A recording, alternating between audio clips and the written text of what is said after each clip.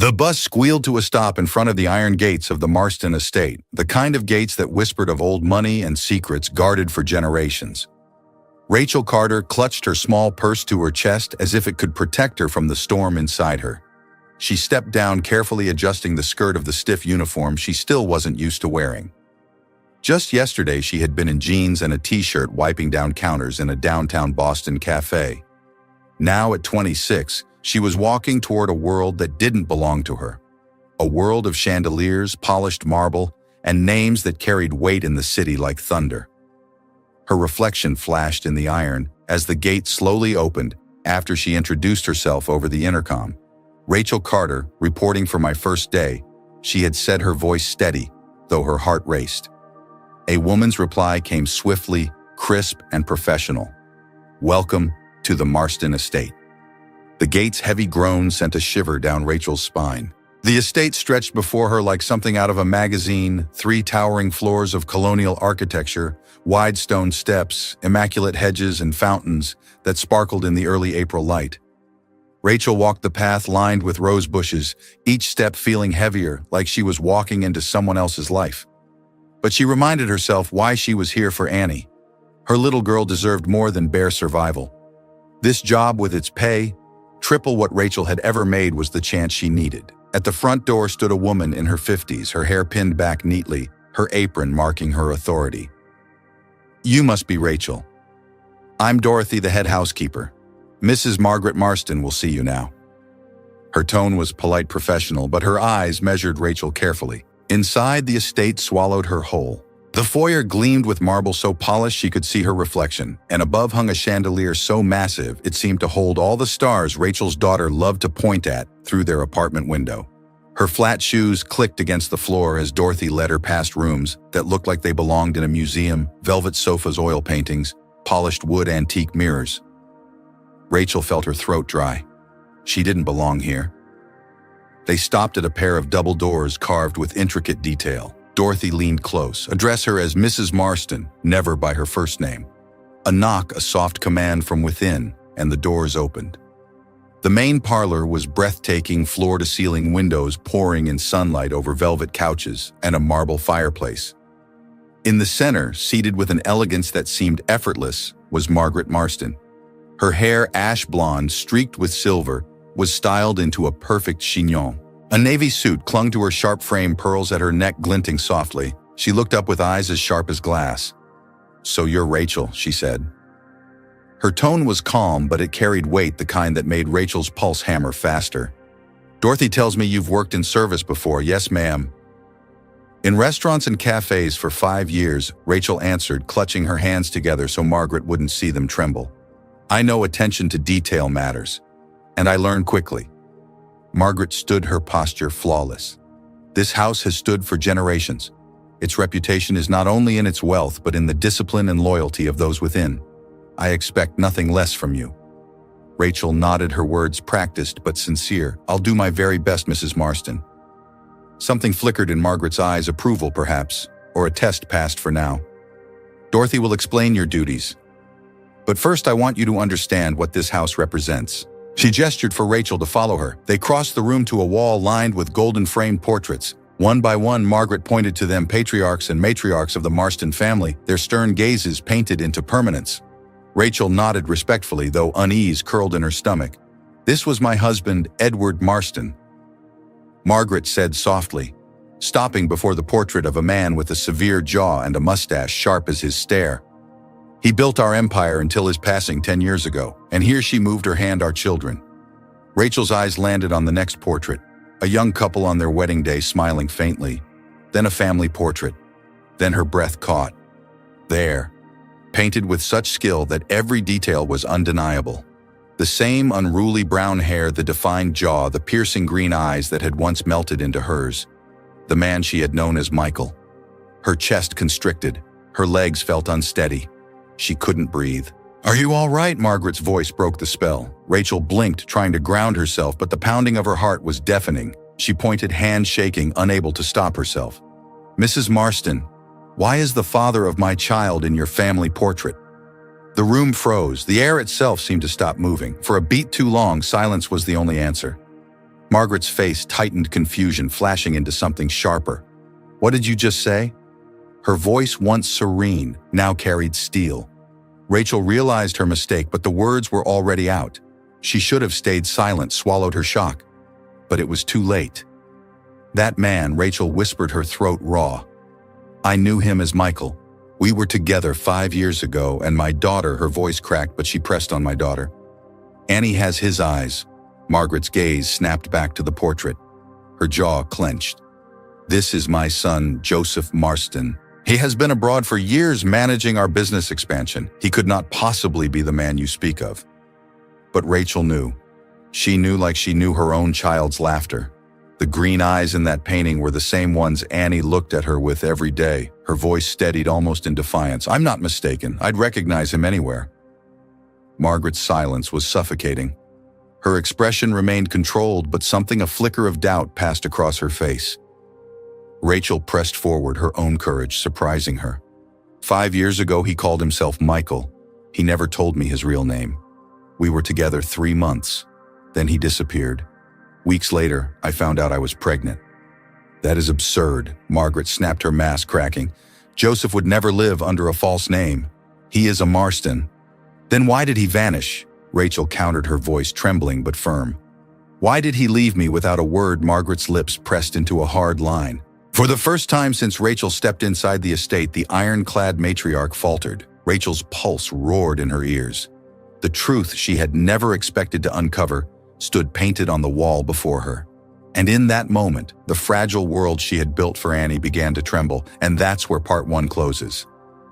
Now, to keep your audience hooked while staying in the story's emotional flow, here are the questions. Do you think Margaret Marston truly knows more than she admits, yes or no? Rachel felt her whole body trembling, but she refused to back down. Margaret Marston stood in silence for a long time, her sharp eyes flickering between the portrait and the young woman before her. Then, with the elegance of someone used to command, she turned and walked toward a sofa. Sit, she ordered, though her tone was less harsh than moments earlier. Rachel obeyed, her heart pounding, her palms damp. Tell me everything, Margaret demanded. How did you meet this Michael you claim is my son? Rachel hesitated, then took a deep breath. It was 5 years ago. I was working at a cafe in downtown Boston, just off the main square. He came in every morning, always ordered black coffee and an almond croissant. One day he asked me my name. The next week he asked me out. Her voice softened with the memory. He said he worked in finance, that he traveled often. He never spoke of his family. But for 3 months, it felt like something real. Then one day he was gone. No calls. No goodbyes, just gone. Margaret's jaw tightened, but she was listening closely now. Her hand, decorated with a heavy gold ring, tapped against the armrest. And you never tried to find him? To contact him? How could I? Rachel replied, her voice breaking with the memory of those desperate weeks. I didn't know his last name, where he lived, who he really was. I only knew him as Michael. By the time I discovered I was pregnant, he was already a ghost. Margaret rose suddenly, crossing the room to a tall desk near the window. She opened a drawer and pulled out a leather-bound photo album. If you're telling the truth, then you'll recognize him here. Not from a portrait, but from life. She placed the album on the coffee table and slid it toward Rachel. Her hands shook as she opened it. There he was, Joseph Marston, in candid photographs, smiling on a beach, tossing his head back in laughter, nervous at a graduation with his hand in his hair. Rachel gasped. These were the same expressions she remembered, the same gestures Annie had inherited. She touched the page as if it might vanish. It's him. It's the man I loved. And he's Annie's father. Margaret's face was unreadable, but her eyes betrayed a storm inside. My son is not careless. He would not abandon a woman with his child. Rachel's voice steadied. He did. Or maybe he didn't have a choice. I don't know. All I know is Annie is his daughter. You can see it in her eyes, her smile. Even the way she furrows her brow when she concentrates. It's him, Mrs. Marston. The room grew silent again, heavy with things unsaid. Finally, Margaret's voice softened just enough for Rachel to notice. How old is the child? 4 years and 2 months, Rachel replied. Margaret closed her eyes briefly, then opened them with resolve. You will not speak of this to anyone, not to Dorothy, not to the staff, not to my son yet. Do you understand? Rachel's stomach nodded.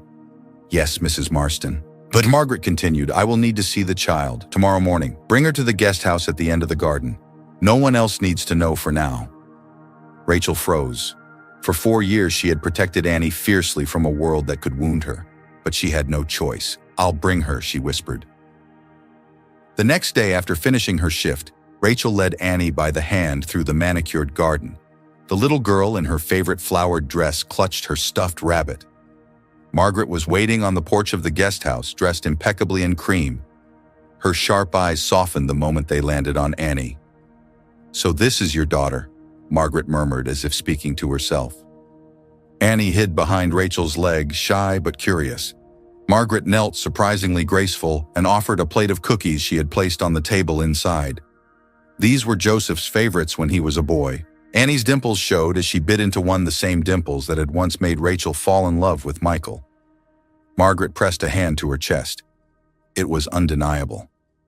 May I see her drawings? Margaret asked gently. Annie opened her backpack and shyly revealed a sketchbook filled with colorful drawings. One page caught Margaret's eye, a simple but remarkably balanced sketch of a house. You drew this? She asked. Annie nodded proudly. It's my dream house. One day I'll build it. Margaret's lips trembled. Joseph wanted to be an architect before the family pulled him into the business. The silence was broken only by the ticking of the clock on the mantel. Then Margaret's phone buzzed.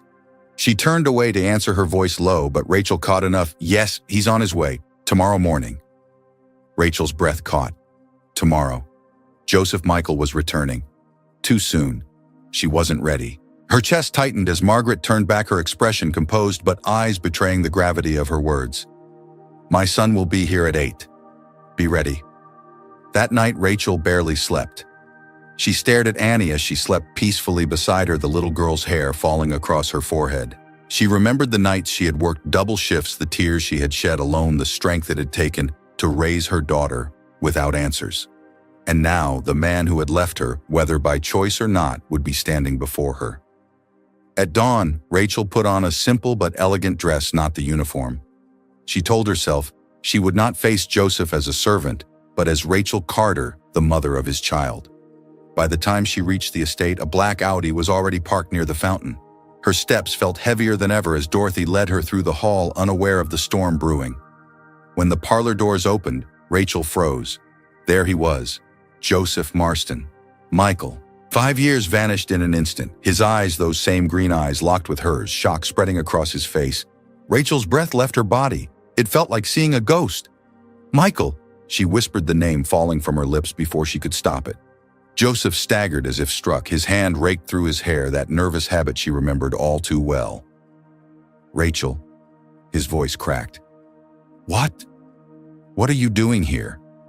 Margaret's voice cut through the charged silence. Your past has returned, Joseph, and it has questions.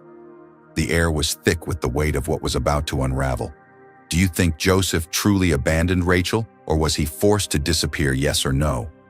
For a long moment, Joseph stood frozen, his eyes locked on Rachel as if the years had dissolved and they were back in that small cafe in Boston. But the silence was unbearable. Rachel forced herself to speak, her voice trembling but steady enough to cut through the tension. 5 years, Joseph. 5 years without a word. You disappeared like a shadow. Do you have any idea what that did to me? Joseph swallowed hard, his hand tightening on the back of a chair as if he needed it to stay upright. Rachel, I swear to you, I never wanted to leave. Those months with you were the most real thing I've ever had. But my family, my father, he gave me no choice. He threatened to destroy your life if I didn't walk away.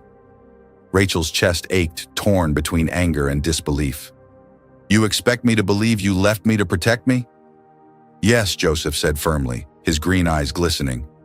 It killed me to walk away. I wanted to tell you I wanted to fight, but my father, he had power over everything.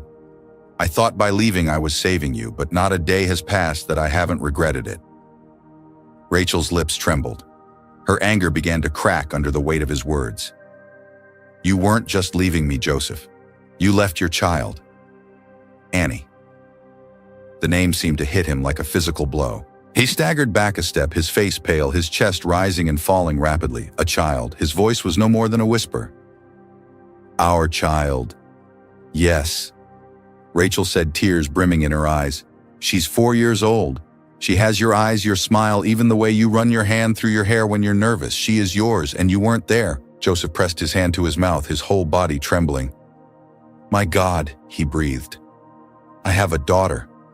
His eyes shot to his mother, who sat rigid in her chair. You knew. Margaret shook her head. I suspected only yesterday when she recognized your portrait.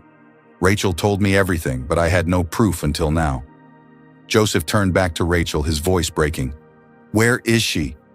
Please, Rachel, I need to see her. I need to meet my daughter. Rachel hesitated. Her instincts screamed to protect Annie. She had built a safe world for her little girl, a world free from the lies and secrets of the Marston family. But as she looked into Joseph's eyes,